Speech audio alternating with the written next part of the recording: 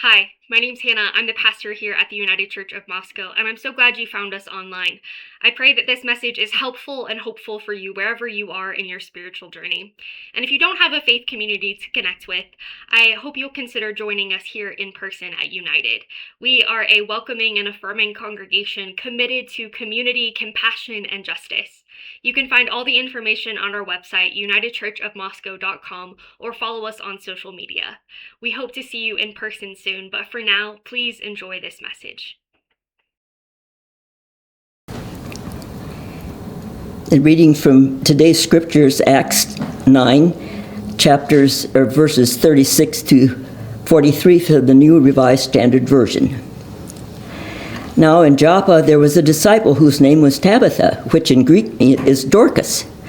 She was devoted to good works and acts of charity. At that time she became ill and died. When they had washed her, they laid her in a room upstairs.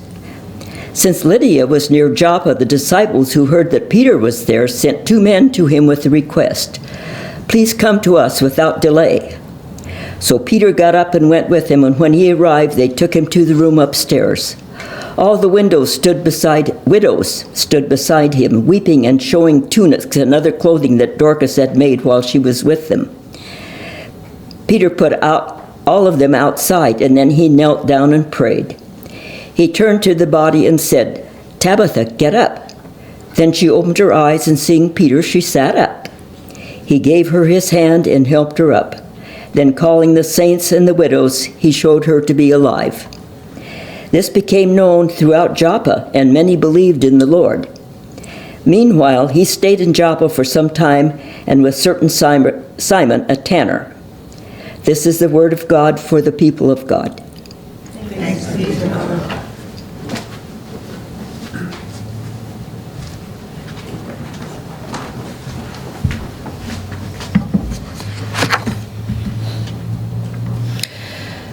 What's in a name? That which we call a rose by any other name would smell as sweet. This is a famous line that was spoken in William Shakespeare's play, Romeo and Juliet. The main female in the play, Juliet, uses this line to explain that people are more than just their names. Names are important only insofar as they accurately capture the thing itself. So what's in a name? In this story, we are introduced to a woman whose name represents 3 interlocking identities. Both the names Tabitha and Dorcas translate to Giselle, which in Hebrew is the name of the nation's most famous queen mother, known for her strength, her wisdom, her leadership. Giselle also means strong, swift, graceful, nimble. So Tabitha's name has incredible links to her Jewish heritage, and it signifies someone who has incredible promise. But Tabitha's name also links to oppression and colonization. See, Tabitha is an Aramaic name, meaning that although the translation of her name links to her Jewish heritage, its current form links her to the Persians, who colonized and conquered and scattered her people, forced them to speak Aramaic. Perhaps in naming her, Tabitha's parents did what many migrant families in America do today. They give their children a name that is both their native language, and then they also give them an English name, in the hopes that their child will have greater opportunities or face less oppression or prejudice if their names more easily assimilate into American culture or the culture that dominates them. But then we get this third name, Dorcas. I don't know why more people don't name their kids Dorcas. We don't want the nickname. This is the Greek translation of her name. And so, like her Aramaic name indicated the oppressive Persian Empire that she was under at birth, the current translation of her name indicates the oppressive Grecian Empire she's currently living under. As the theologian Wilda Gaffney says, Tabitha's name stretches back to strength and glory, acknowledges oppression and subjugation, and the ability to adapt to the present situation. Her name tells a story of hope and hardship, of interlocking and overlapping identities. Her name tells the story of a woman who is complete and whole and belonging unto herself, and yet whose oppressors constantly try to redefine her identity through the name she is given. Tabitha's name reveals the story of a vulnerable and oppressed woman. But this is not the way that God sees her. The text calls her a disciple. But interestingly, the text here uses a word to emphasize the fact that she is a female disciple. In fact, it is the only time this specific word is used to describe someone in the whole New Testament. So apparently, the writer of Acts wanted to make it abundantly clear to us that her gender and her vocation are explicitly linked together. Yes, she is a woman, and yes, she is a disciple of the same nature, same status, same authority as every other disciple of Jesus that has come before. In a cultural context that was heavily patriarchal and continually placed women in vulnerable and oppressed positions, the Bible refuses to relegate Tabitha to this status. The Bible elevates her status and does not discredit her experience, her calling, or her gender. And by saying that she was a certain female disciple, we are reminded that she is not an exception to the rule, but one of the many. One of many female disciples. Despite the fact that the world treats women as vulnerable and less than people, God refuses to see women this way or to treat them as subhuman, instead elevating them as examples to follow. But more so than her title, the text goes even further. It says she was devoted to good works and acts of charity. That phrase, good works, was a common theme in the early Christian literature. Good works were known as the mark of a true Christian. Not in having the right theology, not in being able to win debates or to spout the most Bible verses, but a faith that produces good works is a faith informed by the ways of Jesus. Peter himself, when he writes about Jesus, describes him according to his good works. Jesus proves himself, not just in what he says, but in the good works that he does. So the text not only elevates Tabitha to the status of a female disciple, but it also says her actions are like the actions of Jesus.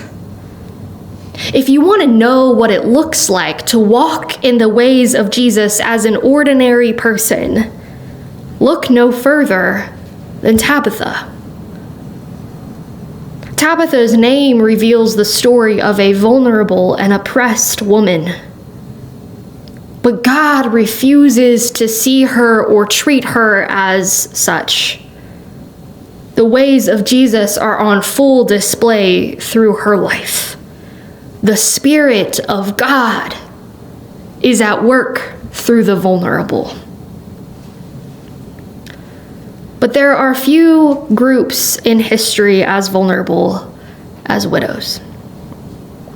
In the patriarchal society that this text is written in, women were the property of men.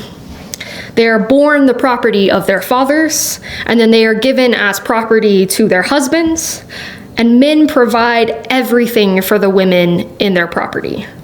Their shelter, their food, their security, their protection. So when a woman's husband dies, if there is no living male in her family willing to take her in, she is left in a very vulnerable position. She's left without protection, without a reliable source of income, without a consistent food supply. She must rely on the kindness of strangers for her survival. In this time, widows are the ultimate charity case. And you can imagine how these type of people might be viewed by society, because it is the same way that desperate and vulnerable people are viewed by society today. In 1974, the Chicago Tribune ran a story about a woman named Linda Taylor. She was a pathological liar, scammed numerous husbands, assumed hundreds of aliases, was accused of kidnapping, and fraudulently collected public aid. Linda Taylor was a criminal through and through, and yet the Tribune coined the phrase welfare queen to describe her. Other newspapers, American politicians, and the public at large grabbed onto this phrase, and from there, it has become one of the most enduring and pernicious stereotypes in American politics.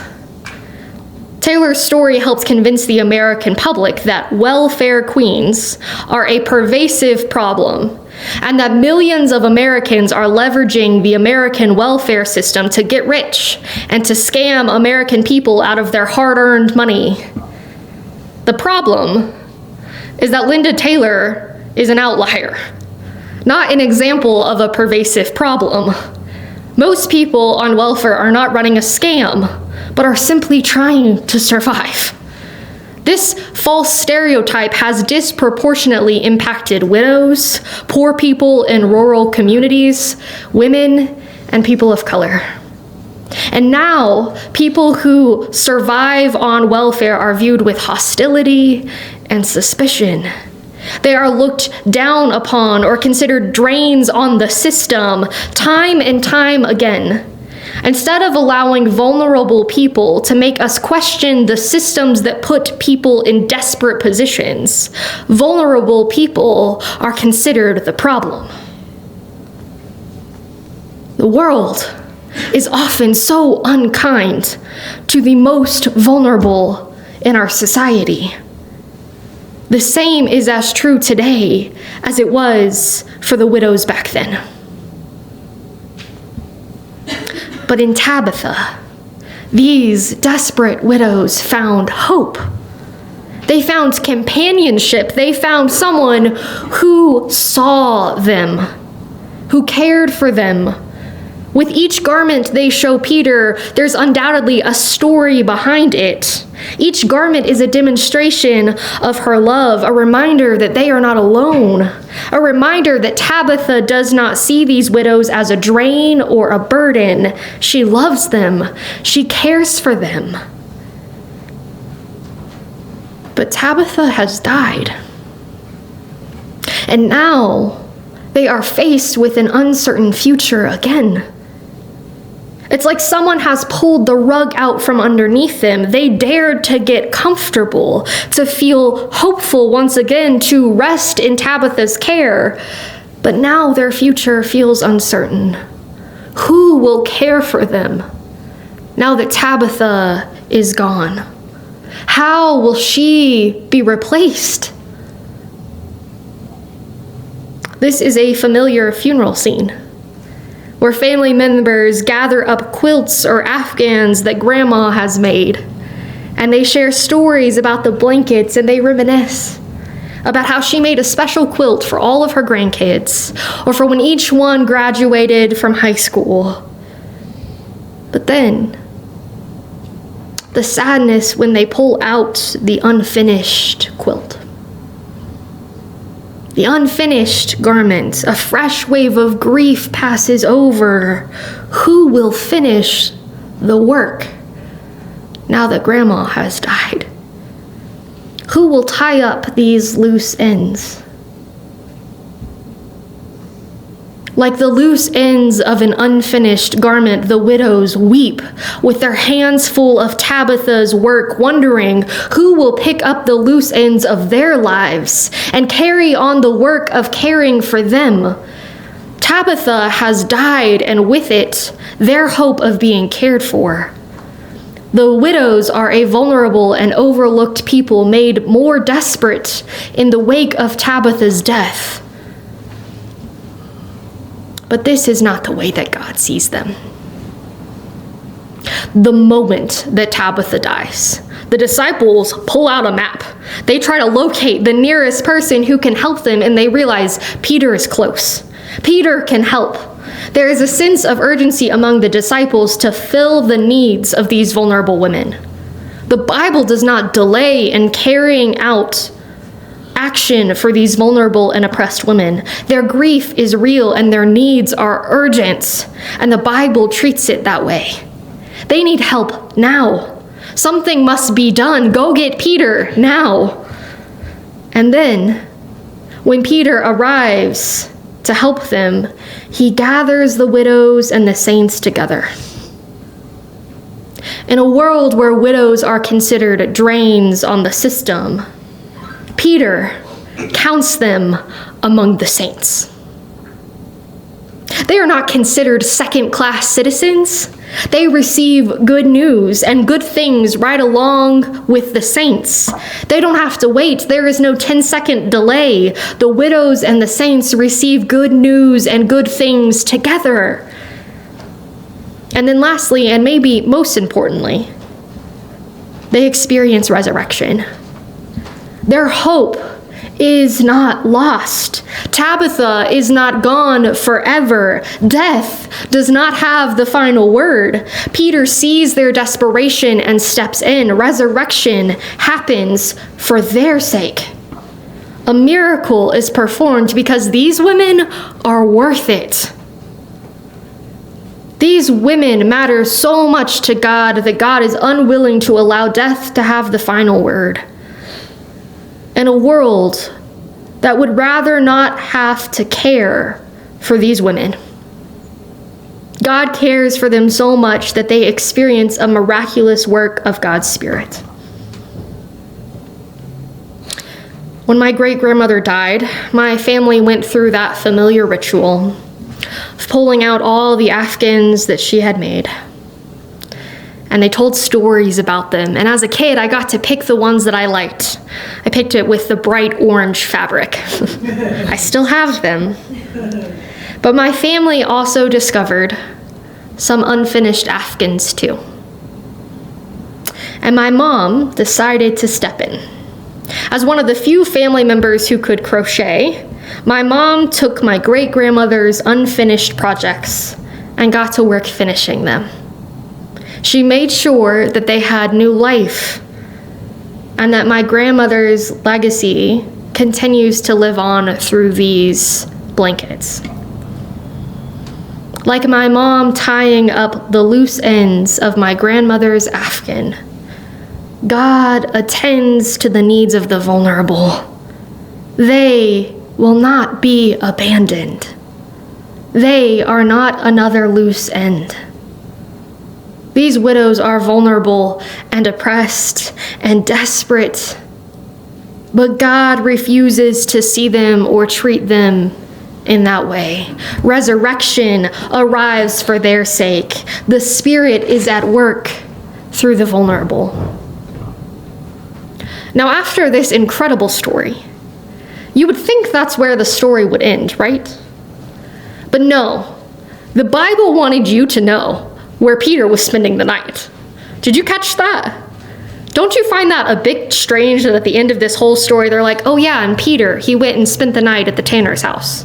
Like, no offense to Peter, but why do we care? We've just heard this incredible story of resurrection. Why does it matter where Peter is staying? At first glance, this really seems like a throwaway line, a simple statement to continue the story, a connection that gets us from this story to the next. But I think something more significant is happening here. See, for a good Jewish man like Peter, hanging out with a tanner is a big no-no. Tanners are those who treat animal skins to make leather, which means they work with a lot of dead animals.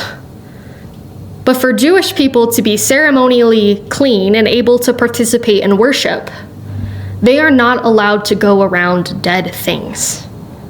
So being around a tanner, much less staying in the home of one, is unheard of for a Jewish person. But Peter has just witnessed the Spirit at work through vulnerable widows and through Tabitha. Peter has just been up close with demonstrations of the ways of God. Peter has just witnessed a resurrection. Peter is no longer scared to associate with the people that culture has discarded or that religion has called unclean. Through his proximity to the vulnerable, Peter experiences the Spirit, and it changes the entire trajectory of his life. He goes on to associate with people that religion would tell him he shouldn't, because he has experienced the work of the Spirit through vulnerable people. What might we discover about the Spirit through our proximity to the vulnerable? Who are the vulnerable, the oppressed, the overlooked in our community?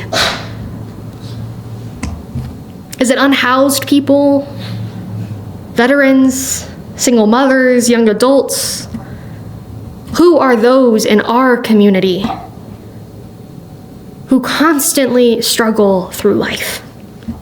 In what ways might we see the power of resurrection and the ways of Jesus at work through their life? What would it look like for us to join their struggle, to learn from them, to experience what they need? What would it look like for us to do the work that my mother did of tying up my grandmother's unfinished afghan?